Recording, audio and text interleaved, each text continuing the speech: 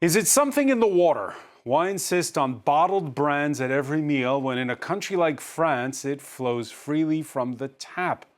Well, even if it's not exactly free. We'll ask about old habits and new realities that force a rethink of what we drink.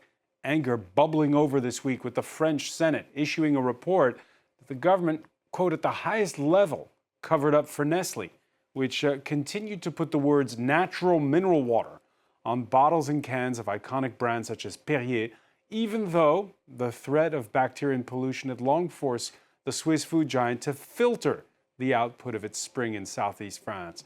Wherein lies the real issue here for the customer, for the citizen, and for the planet? We often cover the issue of water scarcity. For nearly half of humanity today, there's a shortage. But it's also water management. In this instance, how we provide and distribute drinking water, whose job it is to make sure it's clean, that it's fairly meted out, and who gets to profit from the service of providing this vital necessity for humanity. Today in the France 24 debate, we're looking at the French state being accused of helping Nestle cover up, well, fraud. And with us from the northern French city of Lille, Socialist Senator Audrey Linkenheld, vice chair of that inquiry into the labeling of bottled waters. Thank you for being with us. Thank you for inviting me. Henri Landès is co-founder of the non-profit education group on sustainability, Landestini. Good to see you. From the consultant Philippe Moreau-Chevrolet, senior partner at Iconic. Hello, François. The political communications agency. Iconic is the name of the agency. Yeah, it's the name of it. All right. And from Berkeley, California, Peter Gleich, co-founder of the Pacific Institute research body, the author of Bottled and Sold, a story behind our obsession with bottled water. Thank you for joining us. Happy to be here. You can, by the way, always listen, like, and subscribe to the France 24 debate, wherever podcasts are streamed.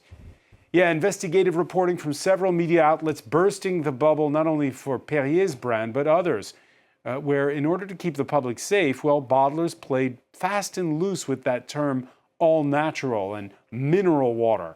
Emerald Maxwell has more on the ensuing Senate inquiry report, which came out this week.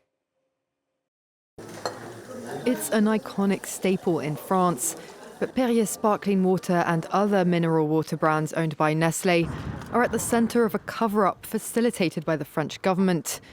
That's according to a new Senate investigation, and it's shaken consumer confidence. I feel like we've been cheated. I'm not buying it at the moment. I trust tap water more now. The report follows a 6-month-long Senate inquiry involving more than 70 hearings, and says the government knew that Nestle was using prohibited treatments on its bottled water going back to at least 2022. European law stipulates that products marketed as natural mineral waters cannot be disinfected or treated in any way that alters its characteristics. Despite the fact that this method of disinfection is a fraud against consumers, authorities chose not to pursue legal action following these revelations. They decided not to inform the public of this fraud, not to inform European authorities, and not to inform local authorities who would have had direct oversight. But the scandal goes back much further. Last year, Le Monde newspaper and Radio France revealed that 30% of the Nestle Group's brands use prohibited water purification systems, a practice that's been going on for more than 15 years, representing €3 billion in fraud, according to a report by the French fraud authorities. Mineral water is sold for an average of 100 times more than tap water and is supposed to be collected directly from preserved underground sources, so it doesn't require treatment. But several wells used by the group are occasionally contaminated by bacteria or so-called forever chemicals, and the microfiltration system used gets rid of bacteria in the water, but viruses can survive. In April of last year, Nestle had to destroy 3 million bottles that were infected with fecal matter. By 2021, Nestle was admitting to using unauthorized treatments, but asked the government to change the regulations on the authorized level of microfiltration rather than change its practices, which the government agreed to in 2023. President Emmanuel Macron's office has denied any agreement or collusion with the Nestle conglomerate. He's denied collusion. We'll get back to that point in a minute. But first, Audrey Linkenheld, just explain to us, for our viewers here, why does filtering the water to keep it safe constitute fraud? Because in the French law, if you want to sell so-called natural mineral water, you cannot use those treatments. So it's maybe good to use the treatments for the security or the safety or the quality of the water, but it can also be done if you say so. If you don't say so, you cannot do it, and you cannot sell water which is called natural, which is no more natural. Because this water, the mineral natural water, is sold at a higher price than the tap water, of course. So it's not a question of quality or safety, it's a question of fraud against the consumer. And when your inquiry began, did you get a sense of how far back this goes? We have no proof, but we have listened to those who have spoken to us, and we think that it goes back to 1 or 2 decades at minimum, I would say. Wow, Perrier, in the sector in general. Right. And Perrier is, of course, a storied brand founded in 1863, bought in the 1990s by Nestle. And as you say, just one of the big mineral water brands. It's owned by Nestle, which in France also owns the likes of Vittel, Contrex, and Épar in the eastern Vosges region. That's on top of San Pellegrino and more in Italy. As recently as March 19th of this year, the head of the group's waters division testified before the Senate that all of the group's waters are pure at the source. Audrey Lincolnheld, lawmakers now pondering a perjury case against Muriel Lienot? Against her, maybe not, but against another leader of Nestle who assured us that there were no problems at the Perrier source, whereas a few weeks ago, the French regional health authority has told Perrier that they had to stop their production because it's not sure that it's safe for the consumer. So we know there have been some lies, some direct lies, or some lies because the leaders from Nestle have not told everything to us. It seems like you can get away with lying pretty easily before a Senate inquiry in France. There was an article about it in this week's satirical newspaper, Le Canard Enchaîné, about how there are few consequences if you don't tell the truth before a commission like yours.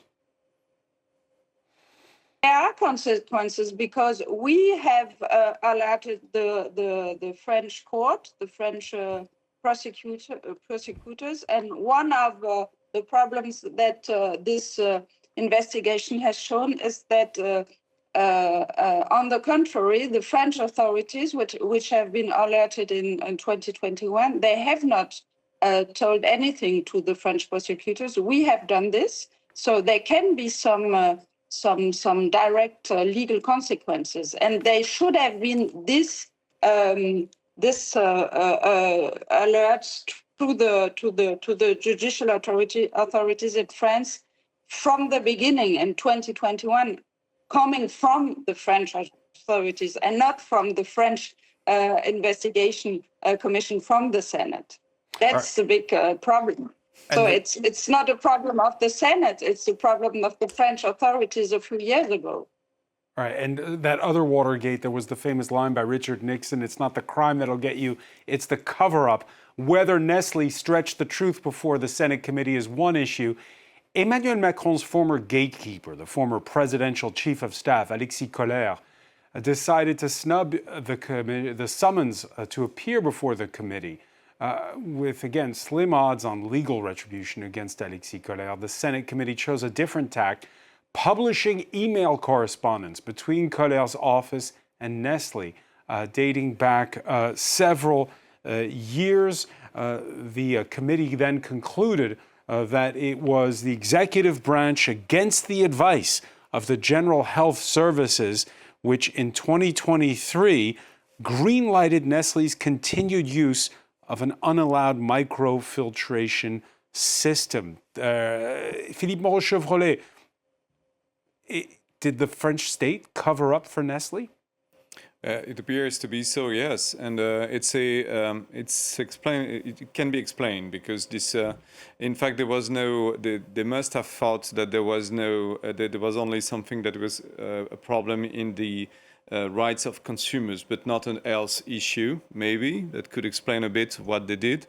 That the consumers' health was not affected, so maybe they thought that it was okay to kind of, dismiss the problem. And you have to keep in mind that Nestle's biggest argument is that it was a temporary problem, not a permanent one, linked to, huge floods and huge rains, heavy rains. So maybe they thought that maybe they bought that argument and tried to cover it up, because you want to protect a huge French industry, because water has become amazingly, it shouldn't be, it has become a huge industry, partly because of the mineral water and partly because a lot of our system of water extraction and distribution has been privatized. So water is a huge business in France, to show. And the fact that Emmanuel Macron's former chief of staff refused to appear before the committee, your thoughts on that? I don't know. The only explanation is that, in effect, the sanctions when you don't go to the audition are not strong enough. We should have stronger sanctions, obviously, and he doesn't want to be in trouble because of what he could say. I think the example of what happened to Nestle spokesperson is really alarming for him because she refused to answer the questions. Basically, she looked very guilty all the time, and she was really perfectly embarrassed, evidently embarrassed by the questions.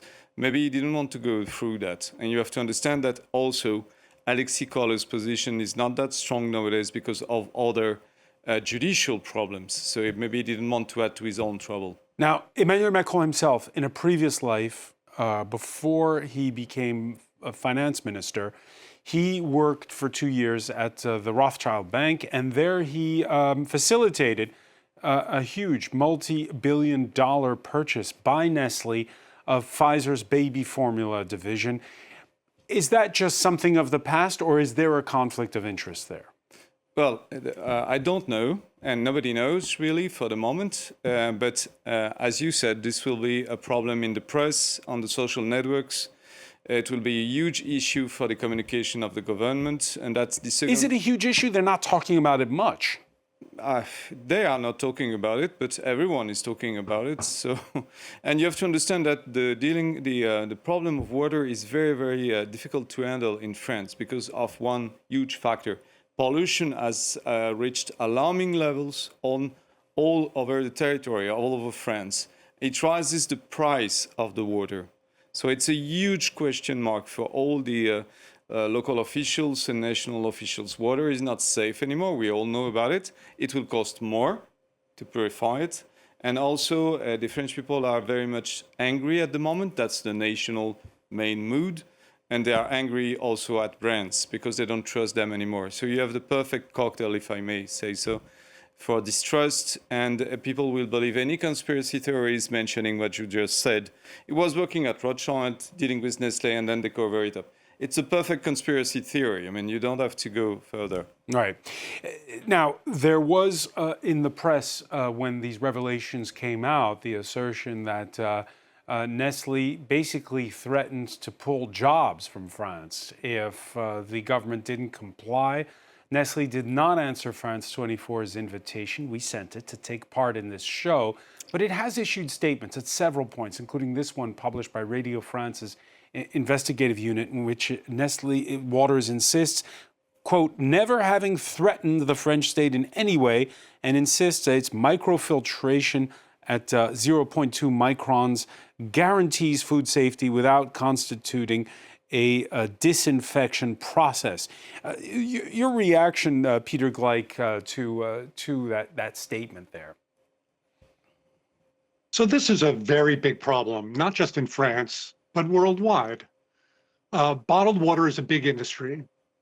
It's very important to the bottled water companies to be able to sell mineral water at a premium. And regulations in France and in Europe and in the United States are very clear about what constitutes mineral water. As a result, what we're seeing with increasing contamination of water resources with climate change is the contamination of water resources that used to be considered pure. Perrier claims they're pure at the source, but that's no longer true. And what we're now seeing is the bottled water companies are having to filter their water to modify the constituents of their water in order to ensure that it's safe. And that conflicts with regulations. And it's a big loss to them if they can no longer sell this water at a premium, if they can no longer claim it's untreated mineral water. Because just to be clear, if Perrier on its bottles doesn't say that it's pure at the source, you think people will stop buying it? So one of the reasons they can charge more for their mineral water is because people believe that it's special, that it's different than other bottled waters, and that it's different than tap water. And in the United States and in France, we have these branding regulations about what you can call mineral water or what you can call spring water. And by treating the waters, they can no longer officially call it mineral water or spring water and charge a premium for it. That's the challenge they're facing. And Peter Gleich, when you hear about these accusations that Nestle threatened to close factories and pull jobs if French authorities didn't cooperate, what's your reaction?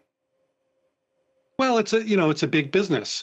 If they're not allowed to sell Perrier as mineral water and charge as much money as they've always been charging for it, that's going to be an economic cost to them. Whether or not they choose to modify their procedures in some way and keep those jobs or shut down those plants, that's a decision they're going to have to make. But it's going to be a change in the bottled water industry, and it's going to be a change in the public perception about whether or not bottled water is really better than tap water.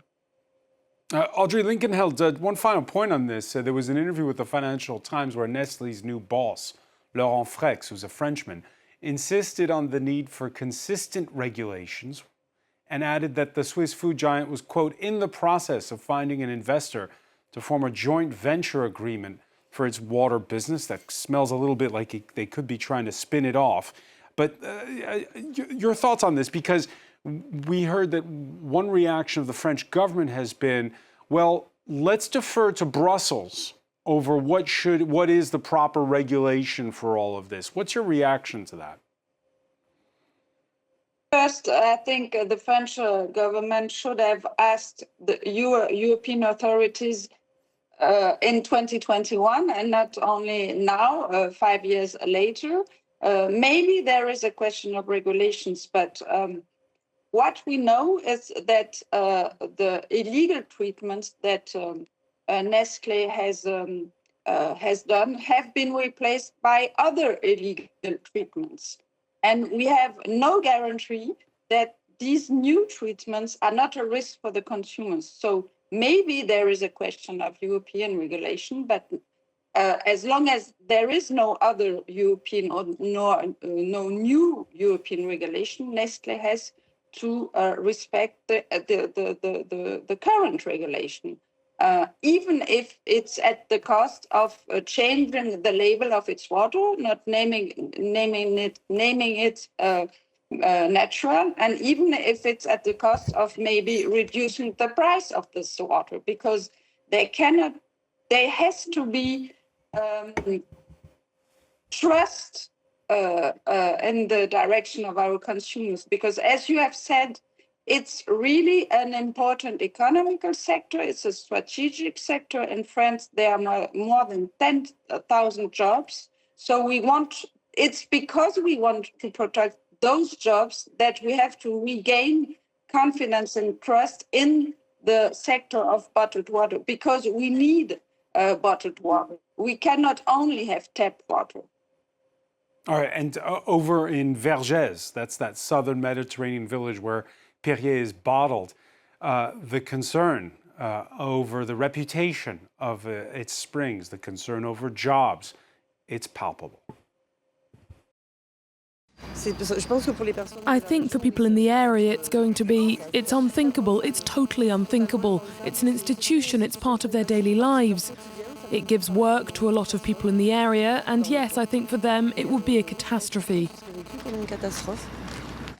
In Vergès, Perrier is a very, very important company that creates jobs and also even for the village. It has funded a lot of things, such as the Vergès Square, which was recently renovated.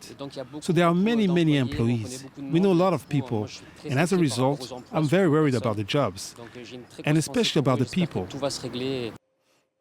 And you heard there Henri Landès, Senator Lincolnheld, saying that you still need bottled water going forward, and she wants to preserve those jobs. Your thoughts on this?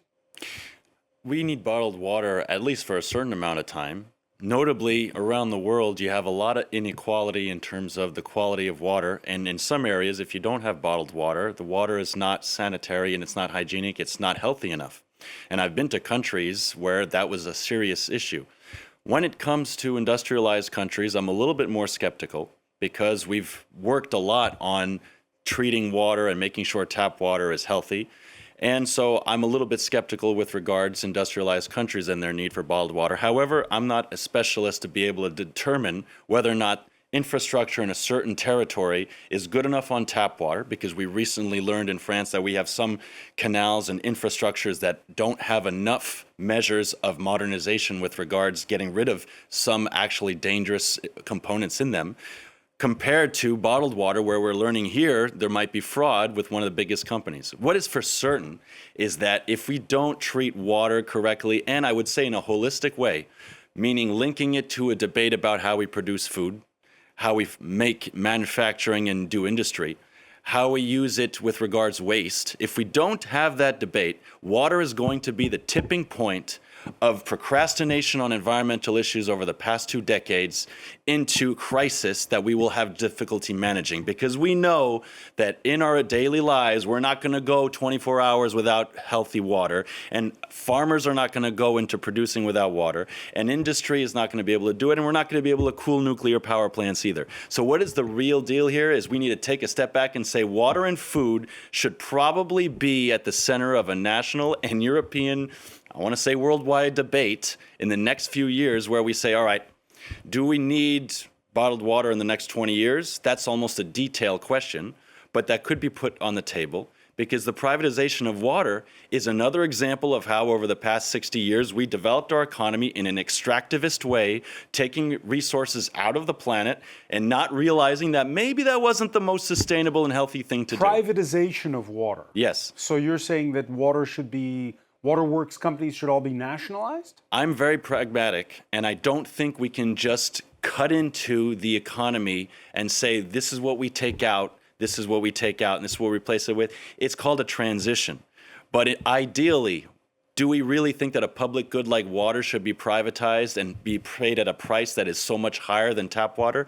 I'm willing to bet that if we put that into a public debate and planned how we could live together in a sustainable way in the next 50 years, we wouldn't necessarily be so attached to privatization of water. In the meantime, I'm not going to sit here and say that these big companies that have a service that is very useful in certain areas of the world should be done away with, and that would be a disaster in itself. And I'm very sensitive to the fact that we have a knot and an impasse in so many sectors where people, hardworking, lots of jobs, are in sectors where they've made mistakes. Not those people working, but in terms of strategic decisions with regards to multinational corporations, in cooperation both with European parliamentary members, with policymakers at the European and national levels. So it's a collective responsibility. And so now we need to unpack that. And it should take 2 decades probably, starting with a really good awareness-raising debate where we understand that water and food, well, we maybe need to think very, very intelligently about how we organize it. Those waterworks companies here in France, very powerful, Philippe Moreau-Chevrolet. Do you see this happening, what Henri is calling for, a national debate on, or a Europe-wide debate? We already have a national debate on water. We don't have it nationally, but we have it all over the territory. So we have all the local officials I know, I talk to, they are all thinking about how do we deal with water? How do we clean it? How much will it cost? Are people ready to pay more for water? They're already paying a lot more. For unbottled water. Yeah, for tap water, they're paying a lot more. We are ready to pay a lot for bottled water, but not for the tap water. And that's the perversion of the actual debate. We should be saying the bottled water is a luxury that we can afford if we want to. It's not necessary in France. But what is necessary is the tap water. And we should invest more in tap water and less in bottled waters. As an individual, we should promote that heavily. The government should make a campaign about it. The French city of Paris, they did it. They told the inhabitants that you should drink the Parisian water. And they made a huge fancy campaign about it, you know, picturing a fake bottle of Parisian water, which was indeed a way of promoting the tap water. And that's something we should all be doing. Drink tap water. Peter Gleich, over in the United States right now, when we see that the health secretary is questioning the way tap water is treated, what's the view towards tap water? What's the trend? So we're having these very same debates in the United States. Bottled water is thousands of times more expensive than tap water. And in the richer countries of the world, in the European Union countries, in the United States, tap water, for the most part, is public, and it's treated to very, very high standards. And the only reason people drink bottled water is because the bottled water companies have tried to convince us that bottled water is somehow special, that it's somehow healthier, or it will make us sexier or more popular if we drink this or that brand. And the challenge that Perrier is having now, and that other companies are having now, is that their water is not really any different than high quality tap water. And so, as Henri said, what we need to do is we need to invest in tap water in places that don't have it and in places that do have it to improve the quality of that water, to eliminate the need for bottled water. It's going to take a long time. There are billions of people worldwide that don't have access to safe water, but we in the richer countries do. And to have bottled water sold to us, often bottled water that is just reprocessed tap water, is a challenge that the public needs to be aware of. And Peter, did you spend the money? Peter, did you we hear need to spend the money to invest in our tap water systems and to make bottled water unnecessary. Did you hear Henri's call to nationalize waterworks companies? How would that go down in the U.S.? So in the United States, 85% of our tap water systems are public. And even the few that are private are monopolies, and they are managed and overseen by public agencies, because water is a monopoly. There's only one set of pipes coming into your house. So we don't talk about nationalizing water because our water is already primarily public, and the private water companies are a separate industry that have tried to tell us that tap water is not safe or that it's better to drink their brand of bottled water, but that's not the challenge. Audrey Linkenheld, we have these big waterworks companies. There have been municipalities and in France where the tap water has been nationalized. What are your thoughts on how water should be managed?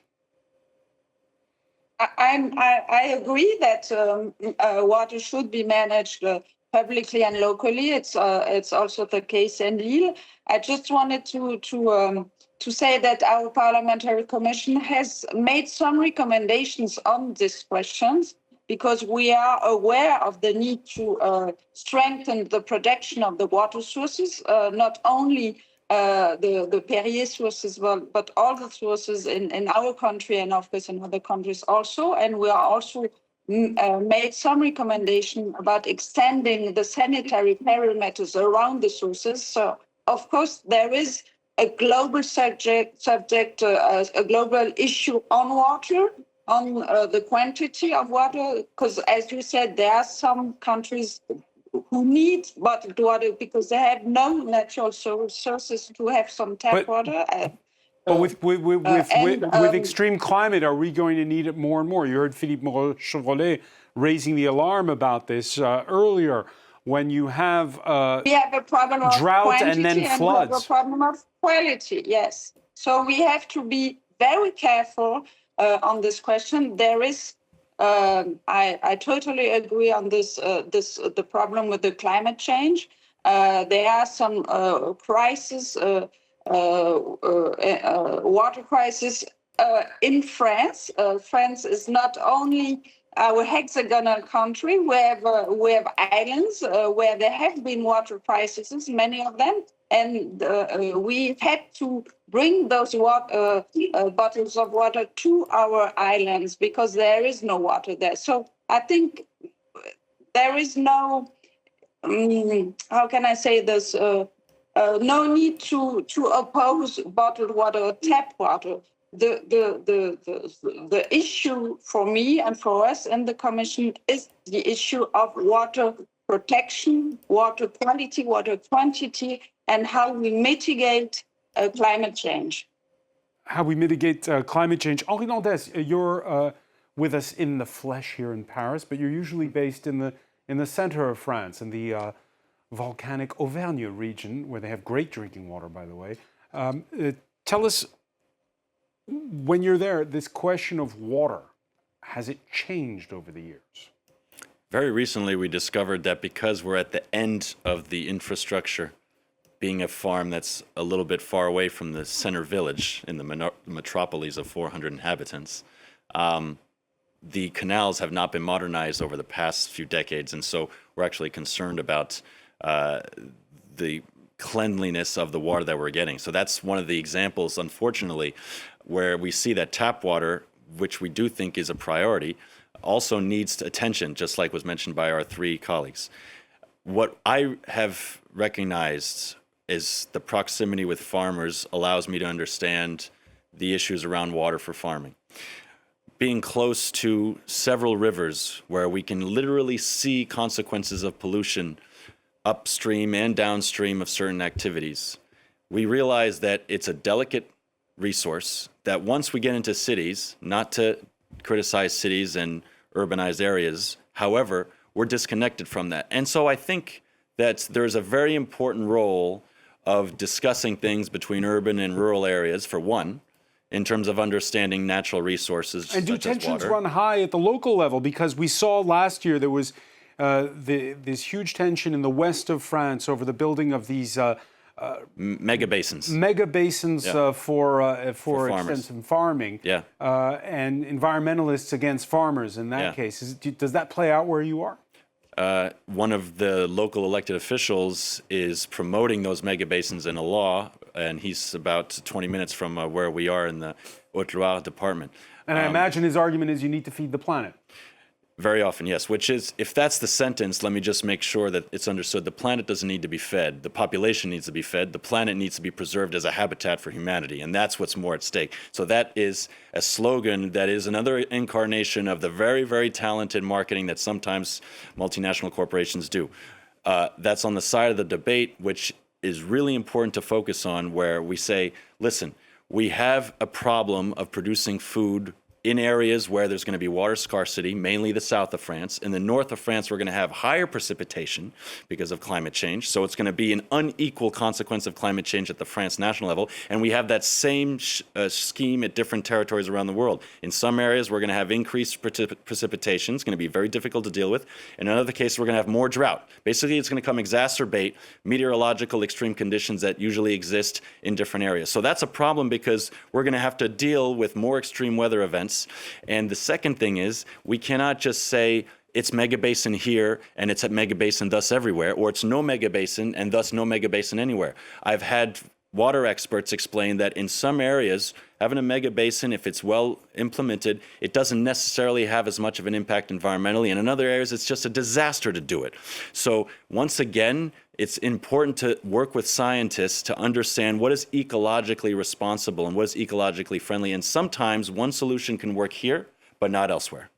Peter Gleich, again, I ask you about the United States, where you have these issues that have come up regularly, where the droughts are getting worse in places like Arizona, where you have cities in the desert like Las Vegas.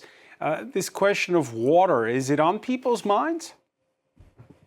Well, I'm a climate scientist in part by training, We know that climate's changing. We know that humans are responsible. And we know that some of the worst impacts will be and are already being seen to be on water resources.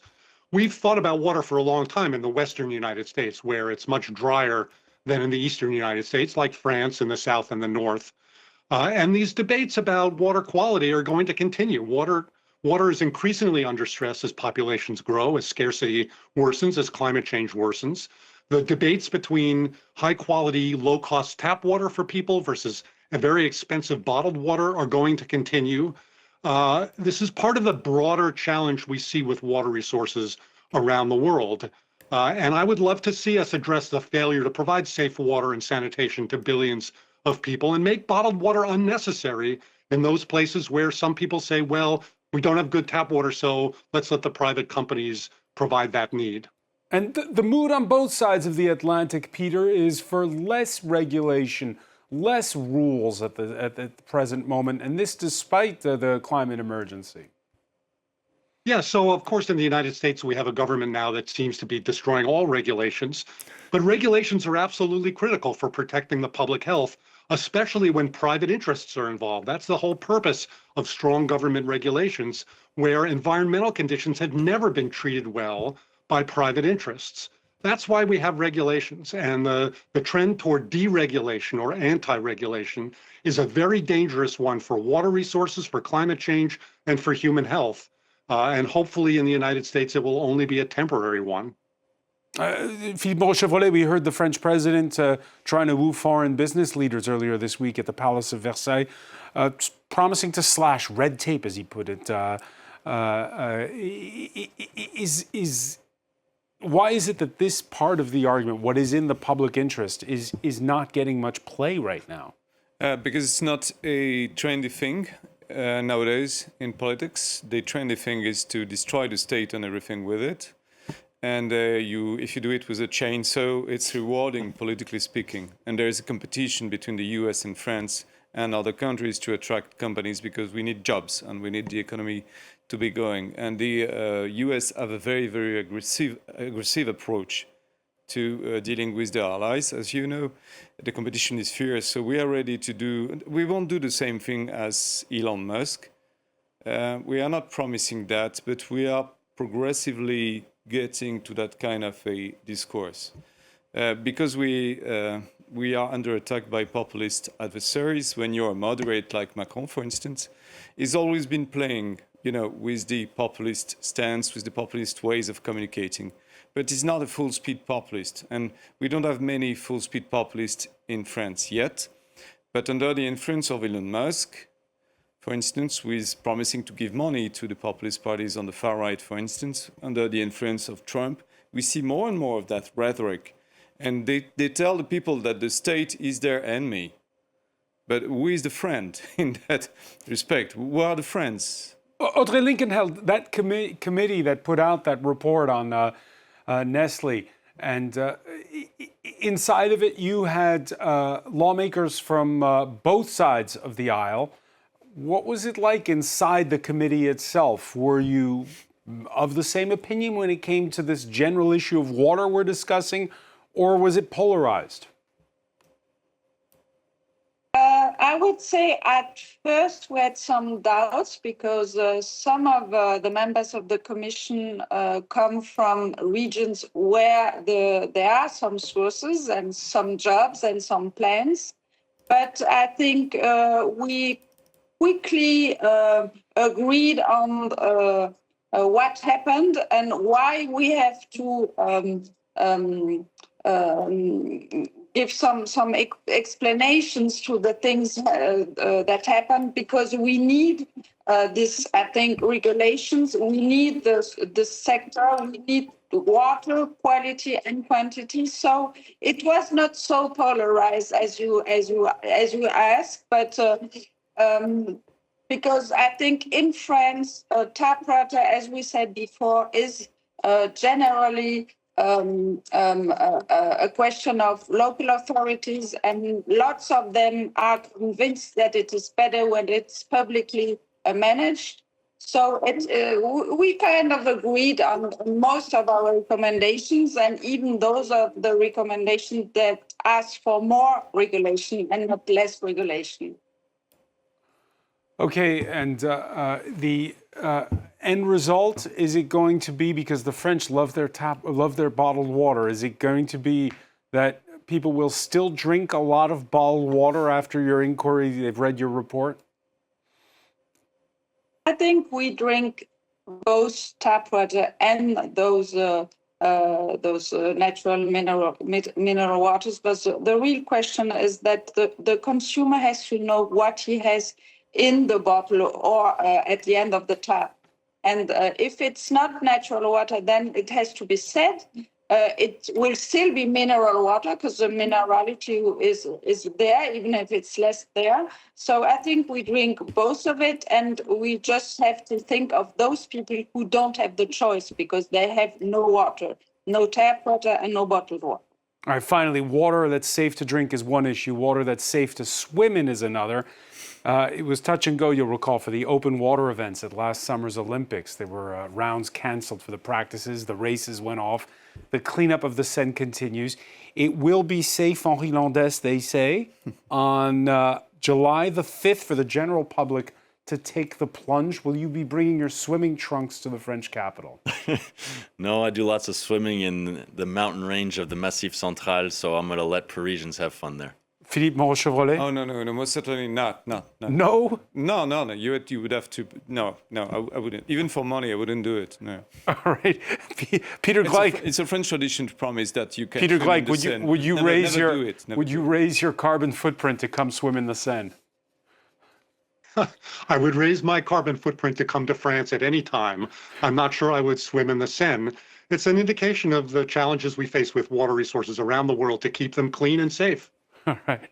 We'll have to leave it there, unfortunately. I want to thank you for joining us from Berkeley, California. Audrey Linkenheld in Lille in the north of France. Henri Landès, Philippe Moreau-Chevrolet. Thank you for being with us here in the France 24 debate. Thank you.